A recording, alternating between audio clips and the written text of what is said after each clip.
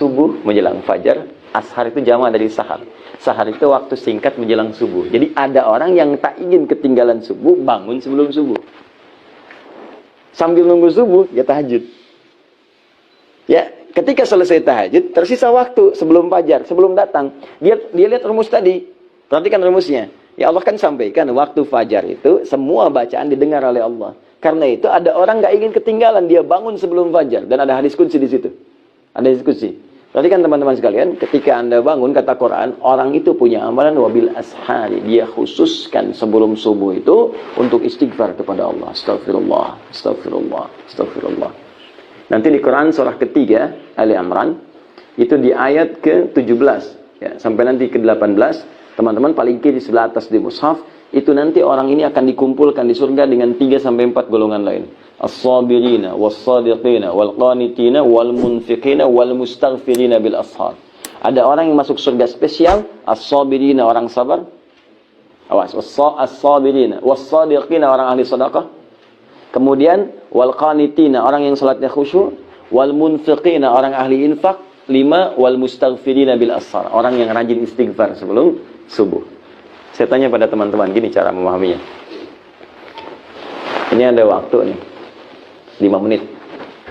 Selama 5 menit itu kalau berdoa, semua doa berpotensi akan dikabulkan. Semua doa berpotensi akan dikabulkan. Saya tanya, jenengan mau minta apa? Ada waktu 5 menit yang kalau berdoa akan dikabulkan. Mau minta apa? Naik haji. Haji. Apa lagi? Minta meninggal dalam keadaan Islam. Meninggal dalam keadaan Islam. 150. Tuh. Minta jodoh.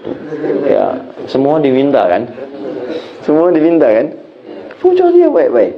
Nah, Allah ajarkan satu kalimat yang kalau disebutkan semua yang kita butuhkan dikasih.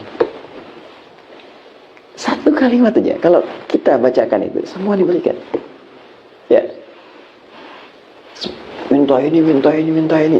Aku ajarkan satu kalimat, kata Allah. Anda bacakan itu, semua yang dibutuhkan diberikan seketika. Apa itu? Istighfar. Istighfar. Istighfar itu cara paling cepat untuk mengabulkan doa. Makanya sebelum berdoa, kita selalu diajarkan lagi untuk istighfar. Coba selesai sholat kan istighfar kan? Astagfirullah, astagfirullah, astagfirullah. Ya? La ilaha illa huwal hayyul qayyum tubu ilaih. La ilaha illallah wa la syarika lahu alhamdu wa ala kulli syai'in qadir. Innallaha anta salam dan seterusnya. Kenapa dibuka dengan istighfar? Karena nanti setelah itu dan kalimat thayyibah ada doa di ujungnya. Nabi mengajarkan doa. Dibuka dengan istighfar turun. Makanya orang yang rajin istighfar, istighfar dalam setiap kesempatan, modul astagfirullah, astagfirullah. Nggak hanya setiap sholat. Itu berpeluang doanya dikabulkan bahkan sebelum dia minta. Saya pernah kisahkan di beberapa tempat kisah tentang pembuat roti. Pernah dengar nggak? Saya kisahkan ini. Jadi Imam Ahmad bin Hanbal, pernah dengar Ahmad bin Hanbal? Imam Ahmad ini muridnya Imam Syafi'i. Imam Syafi'i itu sebetulnya namanya Muhammad, punya bapak namanya Idris. Muhammad bin Idris, ya.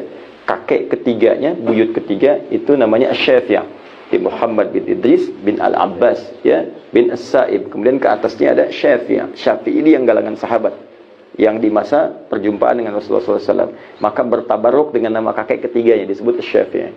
Ya, lahir tahun 150 Hijrah, punya murid yang lahir tahun 164 Hijrah namanya Ahmad bin Hanbal.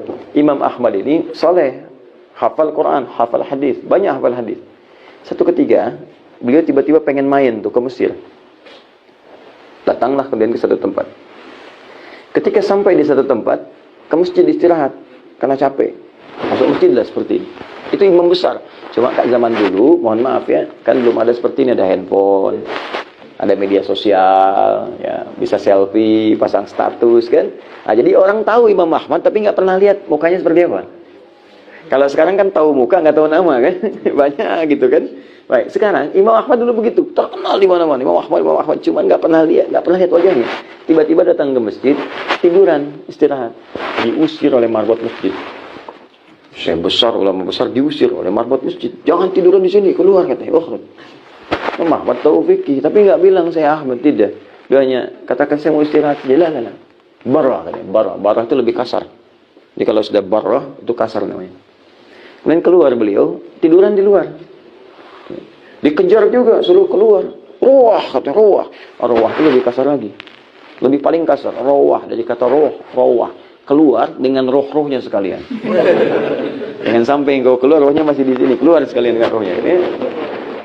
Jadi Imam Ahmad pergi. Begitu pergi jalan, kemudian di pertengahan dipanggil tukang roti. Lihat kayaknya lelah gitu. Kata beliau, Syekh, tahan dulu istirahat. Datang sini, istirahat. Tukang roti pun nggak tahu kalau itu Imam Ahmad. Maka ketika duduk istirahat, si tukang roti ini meneruskan bikin adonannya. Setiap dia menyentuh adonan, dia ucapkan istighfar. Astagfirullah, astagfirullah, astagfirullah. Alhamdulillah.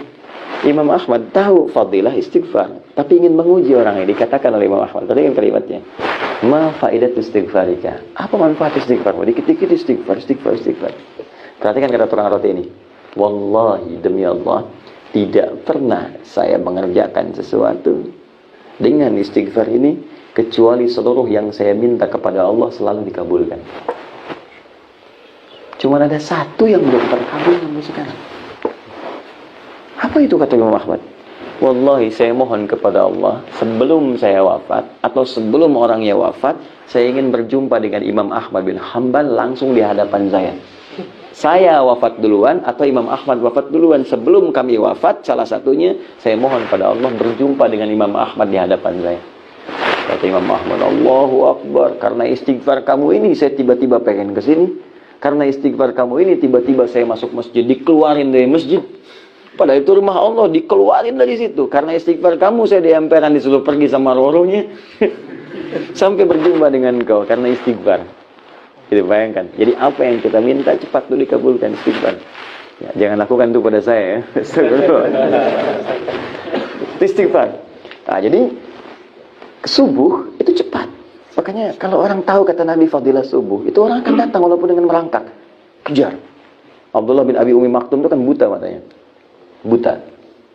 Dia minta keringanan pada Nabi, ya Rasulullah, Ali ya Rasulullah, ya Rasulullah, boleh enggak? Saya ada keringanan untuk sholat subuh. Ya, zuhur asar saya ke masjid. Maghrib isya saya bisa i'tikaf, tapi subuh ini agak susah, agak berat. Ya karena buta, matanya tidak bisa melihat, jarak masjid agak jauh. Apa jawab Nabi? Perhatikan kata Nabi. Atas ma'ul adhan, diriwayatin atas ma'ul nida, masih kedengaran enggak adhan? Kata beliau, bala, ya. Nah, ini artinya kalau adzan subuh, khusus untuk subuh khususnya ataupun umumnya yang lain, yaitu kalau bisa untuk adzan itu yang paling penekanannya kekuatan suara, bukan lagu. Ya karena dulu memang nggak ada mic seperti ini, jadi terdengar. Ya, nah, kalau sekarang mungkin sudah ada mic, minimal untuk kita yang terdengar itu bisa lebih sampai. Jadi pakai mic nggak ada masalah untuk saat ini, kalaupun suara agak rendah. Tapi kekuatan itu penting sampai untuk mengingatkan supaya orang tahu untuk datang. Ya, jangan sampai nanti suara mendayu-dayu malah ngajak orang tuh terus tidur ya. Baik. Fokus ini. Atas maul adzan, atas maul nida, kedengaran adzan enggak? Ya Rasulullah. Kata Nabi, perhatikan kalimatnya. Madum tatas maul adzan fa'addiha fil masjid. Sepanjang masih terdengar adzan, tunaikan ke masjid. Perhatikan cara baca sahabat. Gini ya. Antum nih sudah sepuh. Mata nggak bisa lihat, jarak ke masjid agak jauh. Kendaraan nggak punya, jangankan mobil, motor, sepeda pun tak punya, masih diminta ke masjid. Masjidnya tiangnya pelepah kurma, atapnya daun-daun kurma. Pertanyaan saya, masih mau ke masjidnya? Kalau cara bacanya kewajiban, jadi beban. Tapi kalau cara bacanya seperti sahabat, jadi motivasi. Perhatikan cara memahami Abdullah bin Abi Maktum. Ini saya ini mata nggak bisa lihat, jarak ke masjid jauh, penuntun nggak ada. Masjid seperti itu masih disuruh ke masjid. Berarti ada fadilah, keutamaan, keistimewaan yang tidak biasa. Sampai seperti ini pun nggak diberikan rukhsah oleh Nabi. Ada yang nggak biasa. Dan Nabi sudah mengukur, dia pasti datang. Nah, ini menunjukkan di fajar ini ada yang penting, teman-teman. Maka oleh beliau, itu disemangati dirinya datang lebih awal ke masjid. Kalau sekarang jam 6 misalnya, berangkat dari jam 3 datang. Bahkan sejak peristiwa itu, yang biasa kita kenal adzan, siapa namanya? Bilal. Sejak peristiwa itu, adzannya kemudian menjadi milik Abdullah bin Abi Umi Maktum. Bahkan khusus nanti saat masa Ramadan, jadi 2 kali adzan. Jadi menjelang fajar, kemudian ada adzan Abdullah bin Abi Umi Maktum. Setelah itu Abdullah bin Mas'ud ngaji, ya kurang lebih 50 ayat. Ya 15 menit sebelum masuk ke subuh. Setelah itu kemudian baru Bilal adzan untuk menunjukkan subuh tiba. Sampai sekarang peristiwa itu terabadikan di Madinah, adzannya 2 kali untuk subuh. Jadi kalau teman-teman kesempatan umrah atau haji, di Madinah 2 kali adzan itu. Termasuk di Mekah. Ya, adzan pertama itu untuk menginformasikan siap-siap mau subuh. Ya, yang kedua itu adzan subuh ya. Jadi jangan cepat-cepat katakan 2 kali bid'ah adzan, belum tentu. Cek dulu, itu Madinah 2 kali. Mekah 2 kali, gitu kan? Jadi kita cek dulu dalilnya apa, keterangannya apa. Itu gambarannya. Jadi saya ingin katakan saking pentingnya sholat subuh, bahkan orang datang sebelum subuh. Maka seperti ini biasakan, alhamdulillah. Apalagi sudah ada masjid datang, siapkan diri kita ya. Untuk subuh minta doa. Ya, siapa tahu alhamdulillah langsung diaminkan oleh malaikat. Ketika diaminkan malaikat, maka bonusnya ada tambahan. Ghufira lahu ma taqaddama min dzambi. Dosa-dosanya diampuni langsung oleh Allah yang terdahulu. Tapi utang tetap tidak lunas ya. Ya, awas hati-hati, ampunan dosa bukan berarti menggugurkan utang. Jelas? Jadi minta amin amin amin. Makanya malaikat jadikan goib supaya kita bisa teruskan doa. Wah, kalau tampak nggak jadi berdoa. Ya Allah ampuni dosaku. Amin. Ini siapa? Malaikat maut. Jelas ya?